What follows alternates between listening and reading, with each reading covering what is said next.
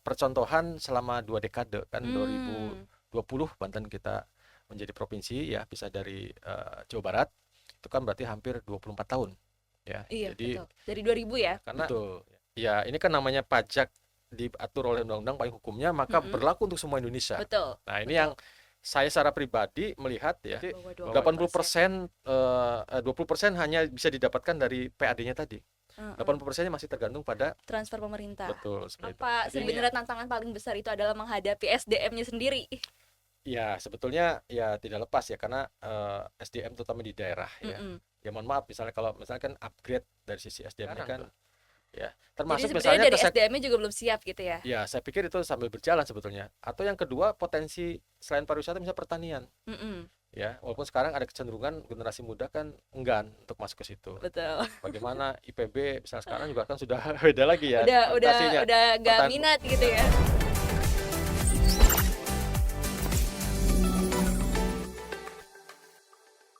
Halo Sobat Ekbis, jumpa lagi dengan saya Yashifa Yasmin dalam program Ekbis Banten Podcast. Oke, hari ini kita mau ngobrol-ngobrol tentang apa sih?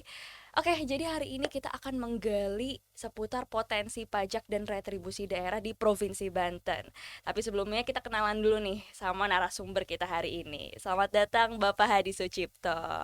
Assalamualaikum warahmatullahi wabarakatuh. Waalaikumsalam warahmatullahi wabarakatuh. Apa kabar Bapak? Alhamdulillah, mudah-mudahan Mbak Oke. juga sehat ya. Oke, teman-teman, jadi Pak Hadi Sucipto ini sebagai pengamat ekonomi Provinsi Banten yang akan menjadi narasumber kita hari ini. So, Tapi sebelumnya kita kenalan dulu nih. Coba Pak Hadi bisa ceritain dulu deh secara singkat bagaimana latar belakang seorang Pak Hadi Sucipto ini. Kan teman-teman penasaran nih ya, gimana ya, sih latar belakangnya dan aktivitas sehari-harinya ngapain aja gitu. Siapa tahu sobat Ekbis yang nonton ada yang kenal nih, Pak. Boleh diceritain dulu nih. baik, bismillahirrahmanirrahim, sobat Ekbis yang saya hormati. Terima kasih atas undangannya nih, untuk pertama ya barangkali ya. Iya. Nanti Iya, lagi ya. insya Allah satu rahmi nggak cukup di sini ya. Baik, saya kebetulan saat ini diamanahi sebagai Ketua Jurusan Oh, Ilmu Ekonomi Pembangunan Fakultas Ekonomi dan Bisnis Untirta ya. Untirta. Eh, Oke, sobat Ekbis banyak loh yang Untirta ya, nih. Ditonton ya sampai akhir nih, insya ada Allah. kajurnya. Kemudian aktivitas lain ya kebetulan saya juga diminta oleh Kadin Provinsi ya. Waktu itu yang untuk di apa ya membantu lah sama-sama untuk dari sisi akademisi ya. Mm-mm. Saya juga sebagai wakil ketua umum bidang riset dan teknologi seperti itu. Kemudian juga di ISAE Ikatan Sarjana Ekonomi Indonesia ya di Oh, Banten juga ikut pengurusan seperti mm-mm. itu. Ya insya Allah lebih banyak saya ingin membangun silaturahmi ya. Jadi ketika ya selama itu memiliki kebaikan, kemaslahatan, insya Allah saya ikut gitu seperti itu. Langsung gas selama itu ada kebaikannya. Tapi latar belakang Pak Hadi ini pendidikan ya khususnya di mana tuh Pak? Oh ya, Jurusan apa dan lain-lain. ya kalau saya memang alumni dari Unpad ya dan setia lah dari S1 Heeh. sampai S3 di sana gitu. Jadi backgroundnya ya ilmu ekonomi pembangunan ya. Oh, berarti emang dari dulu nih ekonomi ya, udah Ya cinta seperti banget itu. sama ekonomi Betul. apa ya? Ya seperti itu. Oke nih, kita udah bersama Pak Hadi. Kita mau berbicara Hmm, atau kita akan menggali lebih dalam bagaimana potensi pajak dan retribusi daerah khususnya di Provinsi Banten nih, ya. Pak. Tapi sebelumnya aku mau minta pandangan Pak Hadi Hmm, dulu nih, bagaimana melihat dari kacamata Pak Hadi ya sebagai ya. pengamat ekonomi, melihat kemandirian fiskal setiap daerah khususnya di Provinsi Banten ini, Pak. Ya. Gimana? Baik. Sahabat Ekbis yang saya hormati, jadi memang ini kan sebetulnya berkaitan dengan masalah apa ya undang-undang apa itu ya otonomi daerah ya Mm-mm. dari 2019 itu seiring dengan Banten Merdeka lah gitu ya tahun Banten 2000 ya Merdeka. itu kan jadi ini sebetulnya jadi prototipe percontohan selama 2 dekade kan Hmm, 2020 Banten kita menjadi provinsi ya bisa dari Jawa Barat itu kan berarti hampir 24 tahun ya iya jadi betul. Dari 2000 ya. Mm-mm. betul ya jadi ini kan kita lihat ya semangat dari pemerintah pusat saat itu kemudian melakukan desentralisasi desentralisasi atau otonomi keuangan daerah itu kan juga mengikutkan tentang masalah finansialnya artinya Mm-mm, APBD-nya. betul. Harapan bahwa ketika dulu sentralistik menjadi kemudian atau perencanaan dulu top up button up Top, ya. iya bottom up. Top up Top ya. bottom. Ya, jadi Mm-mm, pusat bagaimana instruksinya ke bawah, sekarang mm-mm. bagaimana dari bawah untuk majukan ya kita kenal Ke dengan atas. musrembang sebagainya Mm-mm. kan begitu. Jadi secara kebijakan diharapkan ya ini memberikan satu apa ya, penyerahan sebagian dari urusan pemerintahan itu kepada daerah. Yang dulu kan semuanya Hmm, main pusat aja ya.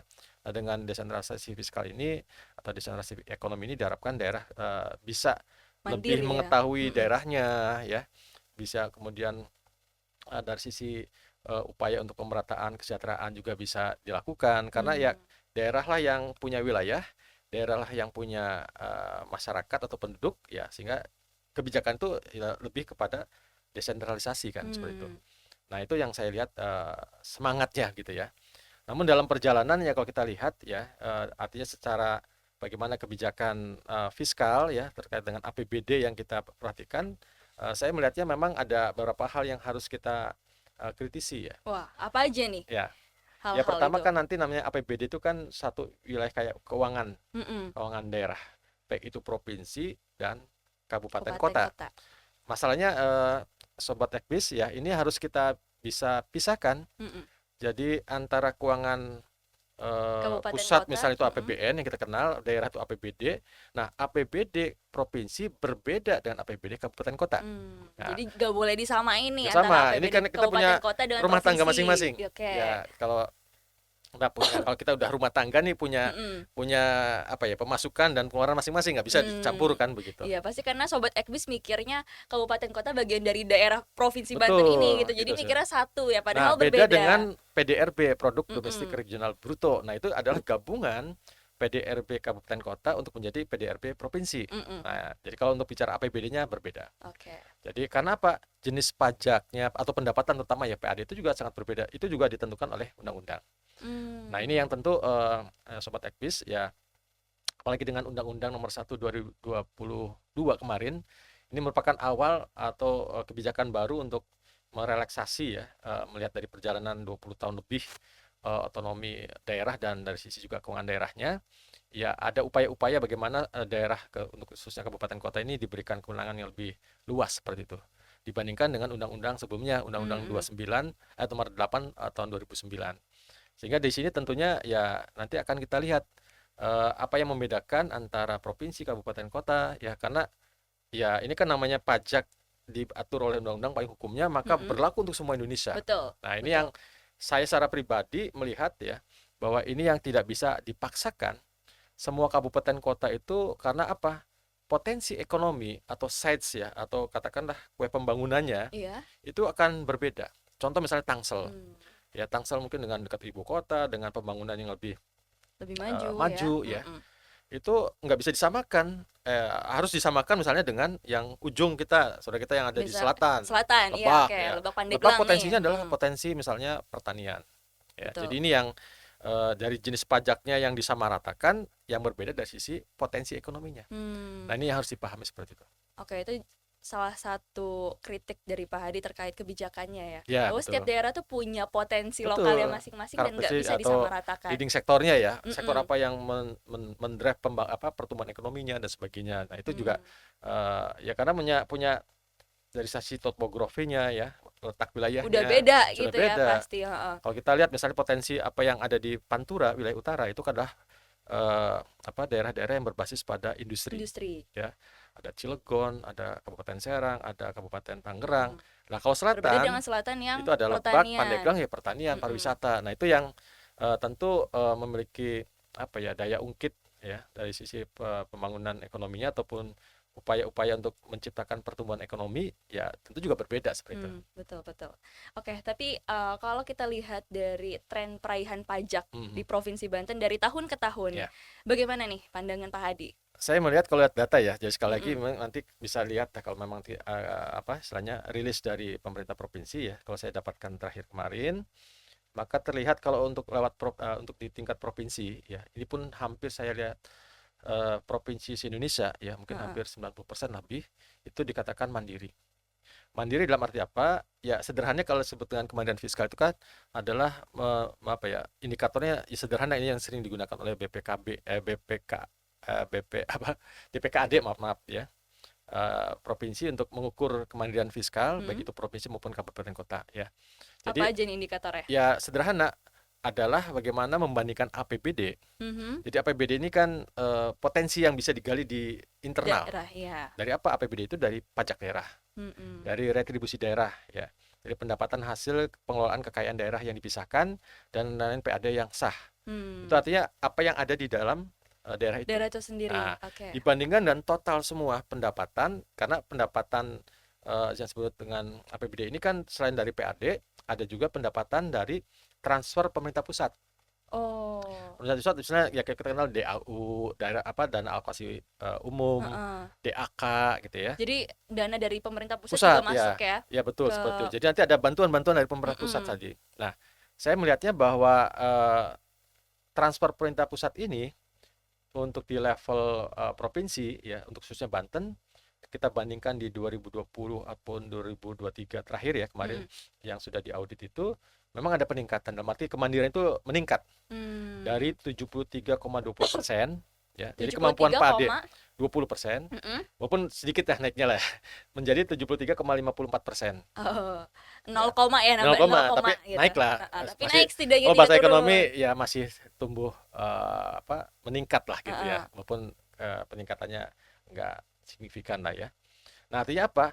Ini kan menggambarkan ya kalau 2023 kemarin 73,54%-nya Heeh. dana pembangunan untuk membangun Provinsi Banten ini didapatkan dari PAD. Nah, sisanya 26,4% baru dapat dari transfer pemerintah Pemerintah. pusat, ya Mm-mm. UDAK. Nah, ini sangat berbanding terbalik dengan apa yang di kabupaten kota, ya. Oh. Dan laporan BPK tahun 2021 memang udah terlama, tapi nggak jauh beda dengan yang Mm-mm. saya kemarin Kalau yang dihasilkan. ini gimana? Kabupaten Ini kota kebalikan. Jadi kalau kabupaten kota ini masih tergantung turun kepada transfer keuangan daerah dari pemerintah. pusat, ya, Mm-mm. hampir sekitar 80% lebih. Ini Hmm. se-Indonesia. Nah, kalau melihat dari sisi data ya, ini perlu dapat lagi karena kemarin saya dapat data yang masih apa? Bukan realisasi ya, baru awal-awal waktu Mm-mm. musrembang itu. Kalau lihat saja di tahun 2022 ya, bicara tentang Provinsi Banten juga nyaris nggak ya berkisar di 73. Jadi ini 73,21%. Tapi kalau bicara tentang kabupaten kota, ya mohon maaf ya, misalnya untuk tahun 2002 ini yang dianggap mandiri yang hampir dikatakan melewati setengah Mandiri. persen, Mm-mm. 54% itu hanya Tangsel. Hanya Hanya Tangsel. Tangsel. Sisanya di bawah berapa? Sisanya apalagi mohon maaf Lebak dan Pandeglang ini masih di bawah 20%. Wah, di Berarti bawah 20%. 80%, 20% hanya bisa didapatkan dari PAD-nya tadi. Heeh. 80%-nya masih tergantung pada. Transfer pemerintah. Betul, seperti itu. Jadi Nah ini itu. yang diharapkan dengan otonomi daerah, diharapkan Mm-mm. seperti itu.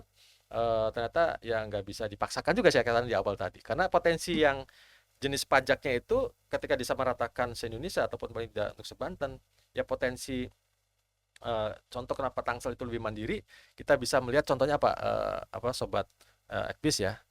Kalau kita lihat untuk di level kabupaten kota ya, itu kan ada pajak apa sebentar kita lihat dulu. Sebentar. Eh Hotel ya, Pajak hotel, restoran, restoran. hiburan, Nah itu semuanya ada di reklame. Tangsel nih. Ya artinya secara apa ya? Pemasukan ini Mm-mm. sangat memungkinkan ya. PBB termasuk ya. Mm-mm. Artinya kalau Tangsel dengan harga bangunan, harga tanah itu Itu wow, udah mahal-mahal wow gitu kan pasti. ya. Mm-mm. Rumah-rumahnya. Berbeda dengan Ya wilayah ya Lebak atau Pandeglang. yang Ya artinya notabene kan masih kampung gitu ya. ya Mm-mm. sehingga Di NJOP-nya juga perkampungan. sangat jauh. Mm-mm. Itu satu, itu udah kelihatan sekali dari sisi walaupun ada kesamaan tapi harganya itu juga membedakan. Atau di sini ada pajak hotel dan restoran saja, ya memang ada di Pandeglang Lebak juga hotel, tapi tidak sebanyak atau dari sisi mungkin tarifnya Mm-mm. ya dan sebagainya atau juga hiburan ya itu seperti apa yang di kota-kota besar ya. Betul betul. Saya pernah kemarin untuk pelatihan apa ya di Tangsel tuh lantai 30 Wow, acaranya di lantai 30. 30. Ya itu kan luar Wow. biasa. Kalau di Lebak Pandeglang atau mungkin di Serang saja lah. Mungkin maksimal 4 lah ya.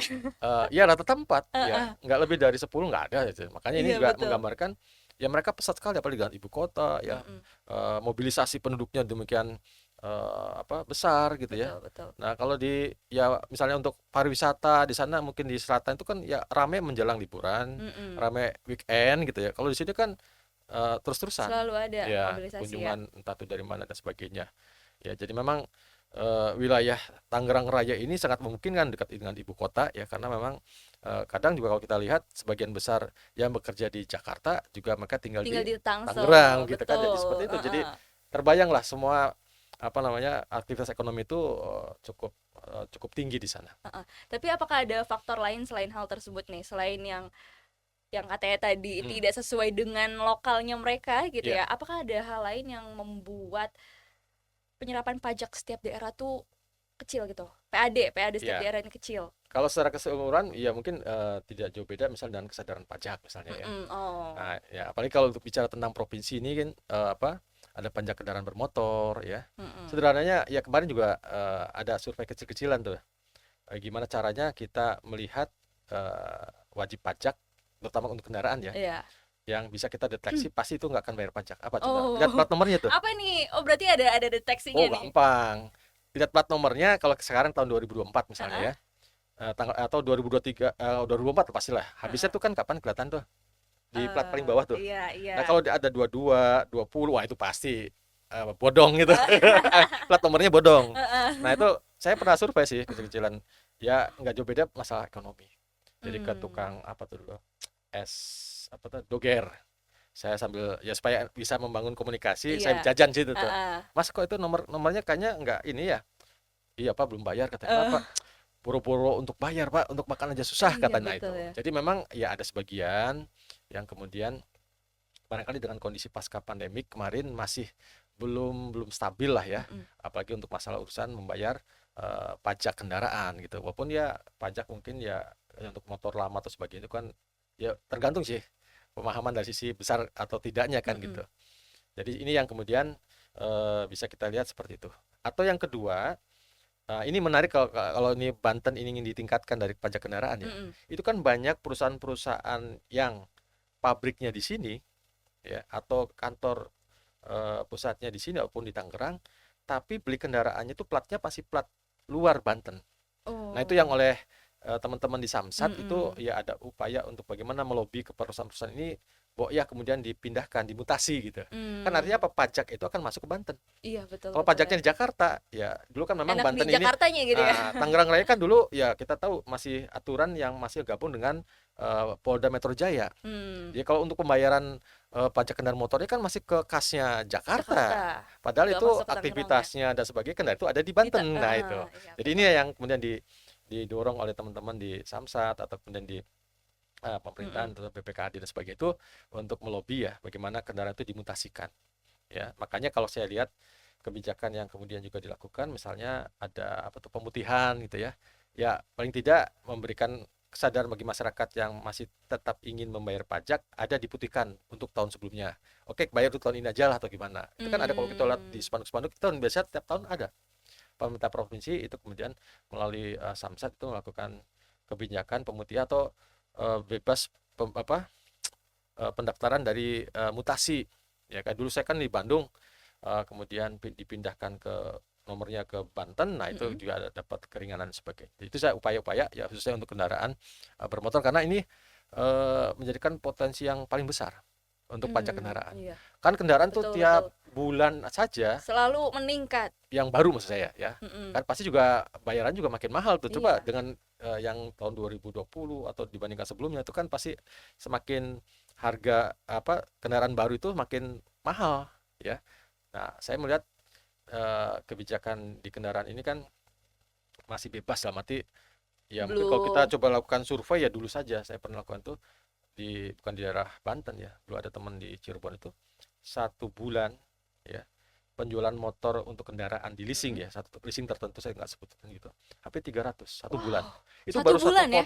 satu kota satu merek lah kalau ini berapa merek kendaraan itu baru motor belum Wow. mobil belum yang lainnya ya wah Nah, itu pasti makanya ini potensi betul namanya pajak berarti kendaraan potensi itu. pajak kendaraan itu besar Betul, betul. sebetulnya ya. Tinggal nanti masalahnya ya kesadaran pajak ya terus Mm-mm. pendekatan dari bagaimana kemudahan. Nah, sekarang kan orang ribet mau bayar malas ke sana. Males ngantri gitu ya. Antri dia nah, sekarang kan udah serba elektronik. Heeh. Bahkan dari Indomaret katanya juga bisa Nah, katanya. betul Nah, betul. itu upaya-upaya untuk menjemput Bola dana-dana tadi ya. menjemput Heeh. bola gitu ya, bagaimana memudahkan masyarakat membayar pajak seperti itu. Mm-mm. Oke, tapi sebetulnya apa sih tantangan-tantangan yang sebenarnya dihadapi setiap daerahnya gitu, Kak? Mhm. Nah, ini bagaimana untuk meningkatkan kesadaran pajak tentu Mm-mm. ya. Ya, Itu yang tentu paling berat ya sebetulnya ya ya, betul. menghadapi Baik manusia pajak ya, Pak. pribadi maupun pajak misalnya untuk Badan. badan ya, Mm-mm. itu kan perusahaan-perusahaan dan sebagainya. Terus kemudian birokrasi ya. Ini kan kadang orang males karena ya mohon maaf, misalnya kadang orang mau datang dulu ya, tapi sekarang saya yakin mudah-mudahan tidak ya. Iya, Sulitnya itu atau lamanya atau dipingpong kemana atau mungkin harus ada. dioper Sekarang sana sekarang sini ya. sudah tidak zamannya lagi ya, semua era digital. Betul Jadi ya. untuk mengajukan investasi saja sekarang nggak mesti harus bawa berkas macam, semuanya tinggal diupload saja. Jadi nggak usah datang juga. Mm-mm. Dilihat semuanya serba digital, jadi akan memudahkan. Ya, tinggal nanti pemerintah daerah bagaimana untuk kemudian apa istilahnya, proses Memberikan. administrasi yang sudah bagus ini untuk ya mengeksekusinya ya, dan ada kepastian seperti apa dan sebagainya. Jadi ini yang saya pikir ya, semakin bahwa digitalisasi ini suatu hal yang tidak bisa kita hindari Betul. dalam upaya untuk memudahkan apa namanya, Dan harus sisi. dimanfaatkan ya Betul ya, digitalisasinya. sampai di kampus saja sekarang AI saja kan untuk Iya. bikin skripsi ya boleh-boleh saja selama etika akademiknya tetap Heeh. dijaga seperti itu kan. Iya, iya, Jadi sekarang betul. ya sangat mudah lah dengan pembayaran dengan jenis apa dan sebagainya ya. Jadi ini yang saya pikir tadi, kesadaran, kemudian kedua dari sisi birokrasi, yang kemudian juga Mm-mm. pemanfaatan digital yang semakin apa, memudahkan ya, sehingga kita harapkan ya dari sisi apa yang ditargetkan dari pendapatan masing-masing pos pajak atau retribusi itu bisa secara maksimal kemudian didapatkan. Hmm. Lalu ada tantangan lain nggak nih yang dihadapi daerah sebetulnya? Apa sebenarnya tantangan paling besar itu adalah menghadapi SDM-nya sendiri? Ya sebetulnya ya tidak lepas ya, karena SDM terutama di daerah ya. Mm-mm. Ya mohon maaf, misalnya kalau misalkan upgrade dari sisi SDM ini kan juga perlu dilakukan ya, untuk apa, apa istilahnya apa ya, mengikuti aturan-aturan baru ya. Ya saya juga melihat dari sisi pemerintah juga harus proaktif, dalam arti Mm-mm. melakukan Sosialisasi pendampingan, ya sosialisasi. pendampingan. Ini kadang teman-teman di daerah itu juga masih wait and see ya. Artinya gini, Mm. ketika ini ada aturan baru misalnya undang-undang, kan butuh adanya juknis, juklak ya, itu kan butuh sebuah aturan, dan tidak hanya aturan saja, bagaimana untuk memasukkan input atau kemudian bagaimana menghitung dan sebagainya. Ini kan harus ada pendampingan atau apa BIMTEK dan sebagainya. Nah, ini yang saya pikir juga perlu secara intens ya, baik itu dari pemerintah pusat maupun provinsi ini kemudian ya berkolaborasi ya. Ya kalau syukur-syukur ya kita dari sisi akademisi juga bisa dilibatkan. Mm-mm. Yang istilah kerennya sekarang atau pentahelix lah gitu ya. Itu kan jangan hanya jargon lah. Jadi ada katakanlah peran dari pemerintah, peran dari perguruan tinggi, termasuk media ini. Media Ya, juga ya. Ekvis ini kan bagian dari upaya mensosialisasikan, Mm-mm. membangun literasi Mm-mm. masyarakat, memahami Betul. kesadaran tadi tentang pajak sebagainya. Itu kan jadi bagian yang bareng, media, terus kemudian juga apa, asosiasi-asosiasi masyarakat atau Hmm. sebagainya. Ini perlu bareng-bareng lah. Pokoknya si pentahelix ini ya Mm, harus bekerja sama gitu betul. ya. Jadi tidak Mm-mm. apa namanya, masing-masing. Dulu kan sebutnya Betul. semuanya kerja ya, masing-masing kerja tapi tidak ada Gotong kerja. royong ya Pak. Apa namanya, sama-sama kerja tapi tidak kerjasama itu kan Oh. tentunya. Jadi termasuk juga misalnya eh, adanya sebuah misalnya antar lembaga ya, Mm-mm. untuk mensinkronkan data untuk kebijakan ya. Jadi ini kan penting ya, jumlah kendaraan itu ada di kepolisian misalnya, nanti dengan Samsat untuk melakukan ini, terus kemudian bisa langsung ke melalui apa, eh, promosi atau mungkin juga informasi ke daerah Mm-mm. ya, atau ke lebih levelnya ke masyarakat ya, entah melalui media atau seperti apa. Sekarang kan mudah lah untuk Share menyampaikan informasi. Mm-mm. informasi ya, Betul. tematika konten sebagainya juga, penjelasan seperti apa memudahkan, itu kan juga penting untuk disampaikan. Mm-mm. Nah, oke. Kemudian apakah dari tadi kan Pak Hadi sempat bilang ya, Hmm. setiap daerah tuh memiliki Ya, potensinya masing-masing ya. gitu. Nah, menurut Pak Hadi apakah ada sebuah potensi nih di Hmm. sebuah daerah atau mungkin di masing-masing daerah ya, yang sebetulnya berpotensi besar tapi belum apa ya, dikerahkan gitu. Ya, ya. Apakah ada, Pak? Ya, sebetulnya kalau dari sisi potensi Belum itu dioptimalkan lah ya. gitu Hanya bahasanya. saja mungkin begini, tidak mungkin istilahnya apa ya? Tidak langsung menjadikan sumber utama dari pos-pos tadi, apa itu retribusi maupun kemudian apa namanya, Mm-mm. pajaknya ya. Ada pajak-pajak yang mungkin bisa jadi ya, itu kemudian langsung ke pusat ya, seperti PPN, Hmm. PPH. Itu kan kalau kita sebagai pegawai pada satu sisi kan dipotong pajak ya, atau kita misalnya berbelanja itu kena PPN ya, mungkin itu yang bisa betul pendapatannya bisa didapatkan tapi nggak langsung ke daerah. Itu itu langsung store dulu ke pusat, nanti Berarti ke bagi hasilnya ke pusat. daerah. Nah, Oh, itu kan bagi sistem bagi hasil ya hasil. Nah, berarti. ada memang alokasi di pendapatan itu ya, tapi ditransfer tetap aja disebutnya masuk dalam kategori transfer keuangan daerah. DAU, Eh, DAK, dana bagi hasil. Nah, dana bagi mm-mm. hasil kan sebenarnya duitnya mah dari daerah, harus Tapi masuk ke pusat, bagi bagi hasilnya, bagi tapi dua masuknya ya. ke dianggapnya uang dari pusat. Sebenarnya Mm-mm. potensinya itu ada dari daerah. Daerah. Ya, apalagi misalnya Lebak dan Pandeglang ini kan Nah, itu sumber daya, pariwisata nih misalnya. bisa pariwisata, bisa sumber daya alam.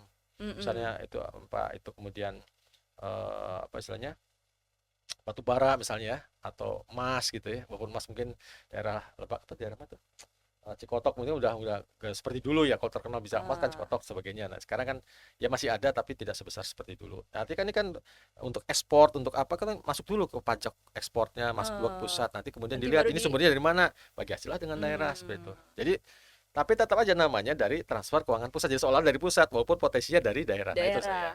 Jadi ini yang saya pikir bisa dikembangkan ya, walaupun tidak langsung pada posnya ya, tapi Mm-mm. nanti nunggunya di bagi hasilnya. Tapi ya kalau saya dari sisi kacamata alokasi ini kan masuk dalam apa transfer keuangan daerah pusat tadi Ah, oke. ya. Itu tadi salah satunya ya. Oh, Tapi menurut Pak Hadi udah dimaksimalin belum sih potensi pariwisata dan alam? Khususnya biasanya selatan ya kalau di ya situ ya ya. memang ini juga kompleks ya, Mm-mm. kompleks dari sisi apa SDM ya. Contoh Mm. begini, ya bagaimanapun ketika kita ingin mengundang orang lain datang ke daerah, Daerah maksudnya kita. pariwisata Mm. tadi, tentu kan harus diimbangi dengan infrastruktur misalnya ya. Nah, iya betul. Kemudian infrastruktur jalan, ya sekarang alhamdulillah sudah ada interkoneksi, adanya Serang Tol Panimbang walaupun belum sampai Iya. ujung ya, baru sampai ke Rangkas kan itu. Mm-mm. Tapi itu sudah upaya untuk bisa membuka Akses ya. akses Mm-mm. ya, menciptakan daya ungkit pembangunan wilayah selatan ya. Mm, betul. Kemudian yang kedua ya juga infrastruktur dari sisi eh, apa dari sisi akomodasi, hotel, restoran maupun ada homestay. Kan tadi kan beda sih orang yang biasa di hotel dengan orang yang biasa Di rumah. ngagoleran di rumah Iya. gitu. Kita sih no problem ya, tapi kan bagaimana orang-orang yang dari luar atau mungkin dari apa dari luar negeri ya tentu akan berbeda. Itu yang Betul. kedua. Yang ketiga dari sisi SDM-nya. Karena dalam pariwisata ini kan butuh Mm-mm. juga ya kemampuan bahasa Betul. atau mungkin juga keterampilan dalam apa pada misalnya Komunikasi. untuk ya tadi untuk publikasi dan sebagainya, termasuk juga permainan-permainan apa kan juga butuh misalnya apa tuh untuk penyelaman atau apa gitu ya, itu kan Oh nggak iya ya. biaya dan sebagainya apa Mm-mm. peralatan Diving sebagainya, ya. diving dan Mm-mm. sebagainya, atau paling tidak ada SMK ke pariwisata misalnya, itu Ah. kan paling tidak yang paling paling dekat lah menyiapkan SDM-nya, ini Heeh. kan jarang tuh ya, Jadi termasuk sebenarnya misalnya dari SDM-nya juga belum siap gitu ya. ya saya pikir itu sambil berjalan sebetulnya, atau yang kedua potensi selain pariwisata misalnya pertanian Mm-mm. ya, walaupun sekarang ada kecenderungan generasi muda kan enggan untuk masuk ke situ. Betul. Bagaimana IPB misalnya sekarang juga kan sudah beda lagi ya Udah orientasinya. udah gak Pertan minat gitu ya, ya. walaupun minatnya sekarang udah ke perbankannya dan Heeh. sebagainya. Nah, kalau misalnya ada SMK pertanian, ya itu kan juga menjanjikan sebetulnya.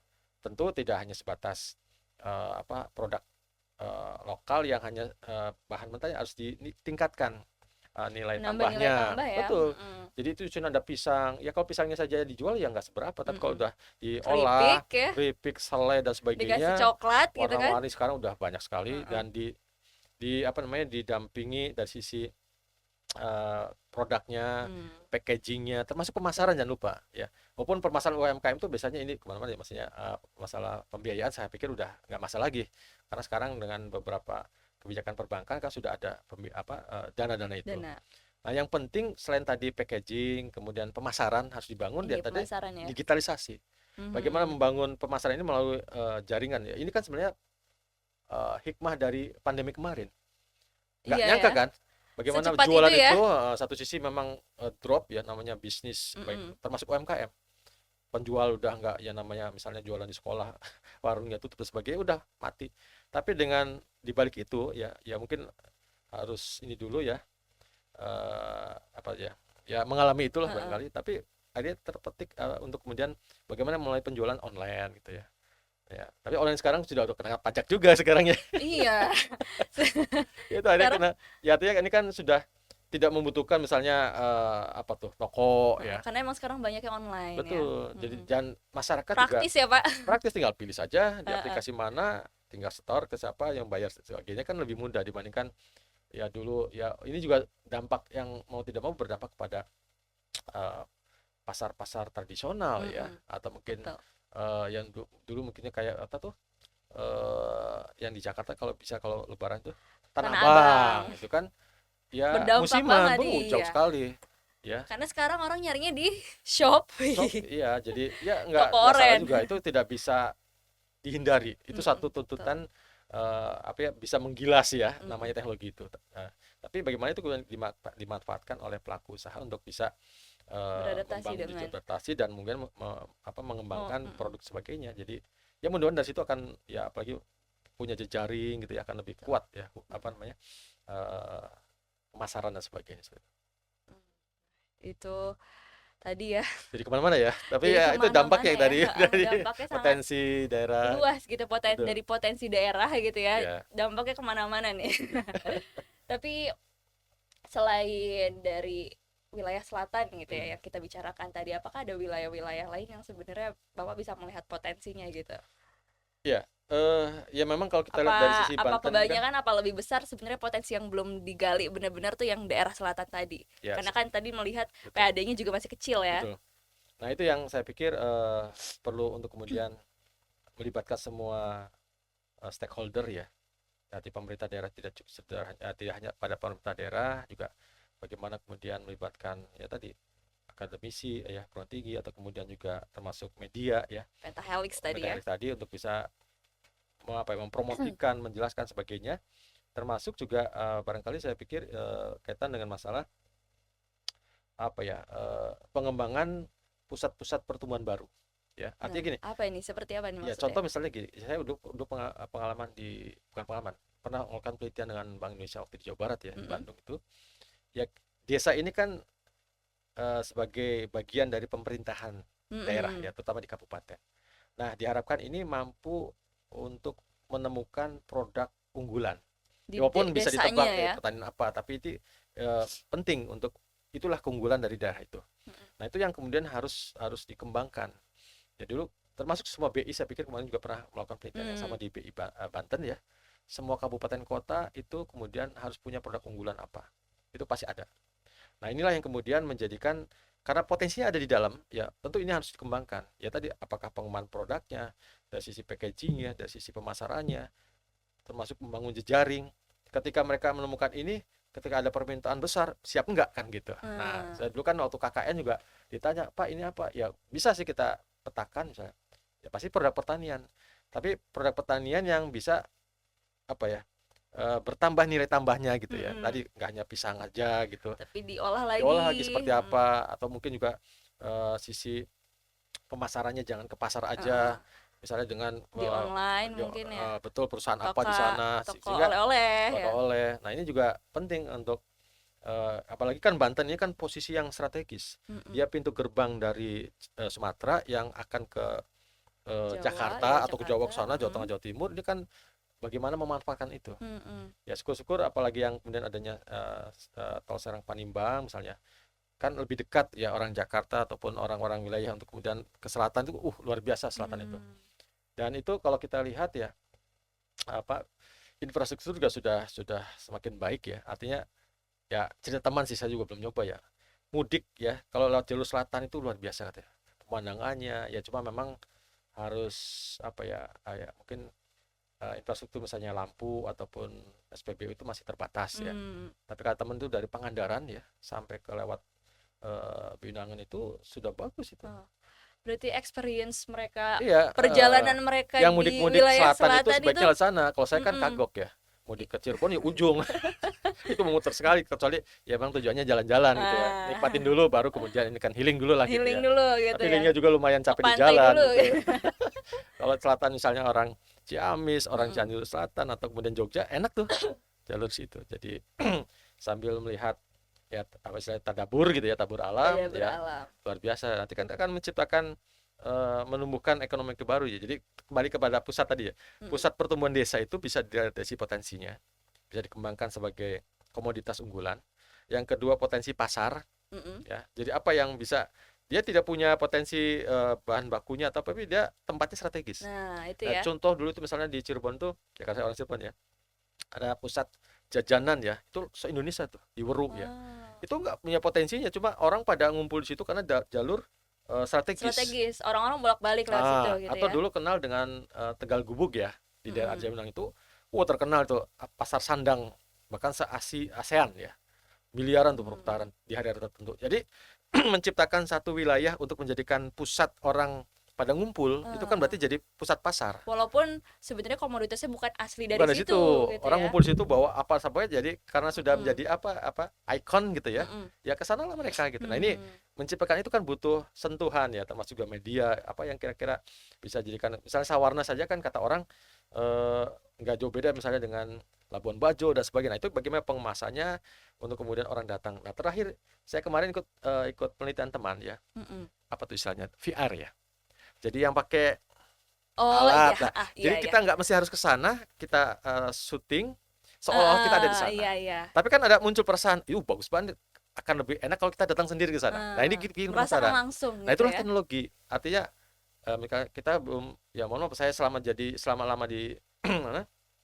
Di Banten ini belum pernah ke Ujung Kulon misalnya. Iya. Nah, bagaimana gambar Ujung Kulon itu saya dapatkan lebih lengkap dalam satu visual gitu. Dalam VR tadi yang Nah, 3D VR gitu udah ya. model. Heeh. Nah, termasuk kemarin tidak hanya pariwisata, kita turunkan ke kuliner. Oh. Nah, ya ini teman-teman kampus nih sudah mulai nih kerjasama dengan UMKM, Heeh. bikinlah itu. Jadi orang nanya misalnya rabek, Kayak gimana apa proses sih gitu? rabek itu? Heeh. Masuklah ke proses pembuatannya. Oh, rasanya seperti apa? Tempatnya seperti apa? Jadi penasaran nih kita kapan mampir ke Jadi ada Banten atau keinginan Serang, itu ya. betul. Mm-mm. Nah, ini teknologi yang bisa Kita membuat manfaatkan orang ya. untuk Mm-mm. tertarik gitu. Jadi pariwisatanya, kulinernya, banyak lah. Apalagi misalnya Banten juga tujuan destinasi misalnya religius gitu ya. Banten lama itu, biasa bagi Nah, orang lama itu ada yang bilang kalau naik haji itu wajib ke sana oh, katanya. ziarah dulu gitu. Ziarah dulu. Nah, saya selama di Banten gitu baru berapa kali itu ke Bantennya, belum nanti keluar. Ya biasa kalau ziarah kan Banten, kemudian ke apa, para wali gitu. Nah, Iya. Banten itu salah satu yang akan dikunjungi pasti. Apa kalau udah menjelang Maulud ya, menjelang hari-hari apa tuh Islam misalnya itu, Maulid Nabi dan sebagainya itu kan berbondong-bondong. Ya Mm-mm. sudah, alhamdulillah provinsi sudah turun tangan misalnya untuk mengembangkan apa Potensi pasarnya revitalisasi ya. ya, Heeh. Ya udah di Banten bagus lah ya. lama udah Mm-mm. bagus ya. Jadi ini yang kita orang Banten ya bisa jadi mempromosikan tuh, ada saudara, yuk kita main ke sana, yuk kita Jumatan di sana. Oh, saya seneng mereka. Pejabat datang ke sini pun kita ajak Jumatan di sana. Karena Mm. unik itu, ada di samping masjidnya, kemudian juga ada kulinernya, bisa tarik aja ke pantai Gopek ya. Mm-mm. Itu ada ikan bakar ya, jadi ya belanjalah di sana. Karangan tuh sana ikan-ikan Nah, semua tuh ya banyak. artinya apa? Mm-mm. Orang datang ke Serang itu jangan cuma ziarah saja Mm-mm. ya. Tarik tuh. Makanya saya sering kali dengan teman-teman di Kadin ya yang di pariwisata itu tolong itu travel atau agen-agen itu dibikin paket. Jadi tidak hanya datang ke sana ziarah, tapi bagaimana mereka belanja misalnya. Bawa ke sana tuh misalnya, kalau di luar itu kan ada tuh di Pekalongan, di apa gitu. Jadi sekalian ziarahnya dapat, yang keduanya apa tuh oleh-olehnya dapat, yang ketiganya ya untuk akomodasi, untuk misalnya untuk ya nggak atau kalau bermalam misalnya ya, ataupun mereka tidak menikmati kuliner itu juga bisa bisa mereka belanjakan gitu. Hmm, oke. Rupanya banyak banget loh Iya, sebenarnya nggak kerasa ya. potensi daerah yang sebetulnya itu bisa menjadi pemasukan besar Pendapatan, untuk ya daerah kita dan betul, nantinya diolah lagi untuk daerah kita betul sendiri ya gitu betul. kan. Ya Itu paling sebenarnya tidak dengan pendapatannya mm-mm. itu ya kesejahteraan masyarakat dengan Dengan me- adanya daerah ya pusat-pusat potensi pertumbuhan tadi, tersebut ya potensi-potensi itu ya diharapkan bisa meningkatkan eh, kesejahteraan mereka betul sendiri gitu gitu sih. ya. Wah, itu tadi obrolan panjang kita nih ya terkait bagaimana potensi pajak atau potensi PAD yang sebenarnya benar-benar besar ya. Sebenarnya lumayan besar gitu Iya, untuk di untuk Provinsi provinsi Banten ya, dan ya. setiap daerahnya gitu. Tapi karena kita sudah di penghujung waktu ya Ah, Pak ya, Hadi gitu. Sebelumnya terima kasih banyak Pak Hadi sudah hadir untuk berbincang-bincang bersama insyaallah. saya, bersama Sobat Ekbis juga. Mungkin sebagai closing statementnya Pak Hadi bisa memberikan harapan-harapan terkait bagaimana pengelolaan pajak dan retribusi Provinsi Banten. Boleh deh Ya, harapan apa aja deh closing statementnya. iya. Baik, terima kasih sobat Ekvis ya. Jadi dari obrolan kita ini menggambarkan atau bisa ini kapan dari otonomi ini kan harapan bahwa daerah bisa mandiri ya. Tentu kita berharap ya bisa dikembangkan potensi-potensi tadi ya. Dan ini juga paling tidak akan memberikan apa ya kemanfaatan ya bagi masyarakat ya. Yang kedua tentu pemerintah daerah juga insya Allah akan terus berupaya ya memberikan pelayanan dan sebagainya karena ya bagaimanapun pajak ini kan akan kembali ke masyarakat. Nah ini yang kita harapkan seperti itu ya bagaimana membangun kesadaran untuk bisa membayar pajak ya atau kemudian yang kedua eh, bagaimana potensi-potensi yang memang itu bisa dikembangkan. Kemudian tentu diharapkan ya dengan adanya pembangunan ya infrastruktur dan sebagainya ini yang akan menciptakan eh, pusat-pusat pertumbuhan ya karena bagaimanapun kita masih merasakan adanya ketimpangan pembangunan ya khususnya di selatan dan utara. Nah ini yang coba didekati dengan kebijakan-kebijakan yang holistik ya artinya beberapa stakeholder ya saya pikir apalagi dengan tadi istilah pentahelix ini ya kita berharap partisipasi masyarakat ya termasuk juga media ya ini sangat membantu saya pikir ini juga bagian saya bisa menyuarakan atau memberikan satu apa ya pandangan Iya, ya pandangan. yang nanti didengar oleh masyarakat akan dilihat di daerah seperti apa harapan besar seperti itu. Oke, itu dia obrolan kita bersama Pak Hadi Sucipto. Saya Cipa Yasmin pamit undur diri dan sampai jumpa.